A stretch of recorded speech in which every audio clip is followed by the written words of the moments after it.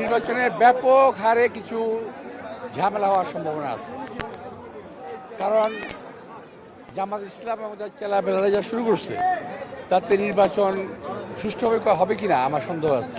Election engineering এর ব্যাপারে আপনি একটা মার্কেটে ব্যবসায়ী সমিতির সাথে কথা বলেছেন। আপনারা এই ইলেকশন ইঞ্জিনিয়ারিং প্রতিরোধে কি কি ব্যবস্থা গ্রহণ করছেন? ইলেকশন ইঞ্জিনিয়ারিং প্রতিরোধে আমাদের জনগণ আমাদের প্রতিরোধের হাতিয়ার, জনগণের বাইরে আমরা কিছু করার নেই। ইলেকশন ইঞ্জিনিয়ারিংটা ইটস ভেরি ডিফিকাল্ট থিং, এটা ভিতরে কী করে ফেলবে এটা বলা খুব মুশকিল। নির্বাচনে প্রচারণার জন্য যে স্বল্প সময় দেওয়া হলো এ বিষয়ে আপনার অভিমতটা কি? না, এই স্বল্প সময়ে নির্বাচন হয় না এবং করা ঠিকও না। আমরা আগে নির্বাচন করেছি তখন 3 মাস আগে শুরু করেছি ধীরে ধীরে, তারপরে এক সময় এর টাইম কমায় আনা হয়েছে।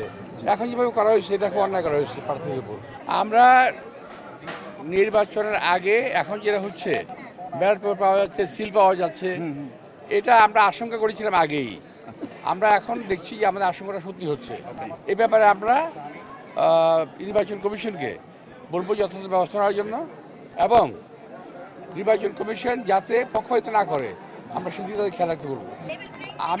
আমি আশা রাখি তাদের দায়িত্বটা পালন করবেন, কিন্তু বিশ্বাস করতে ভয় হয়। ওদের ইদানিং ওদের কিছু কার্যক্রম দেখে আমার বিশ্বাস করতে কষ্ট হচ্ছে, বিকজ আমি অনেকগুলো কমপ্লেন দিয়েছি, তারা একটা অ্যাডমিট করে নাই, মানে অ্যাকশনে যায়নি।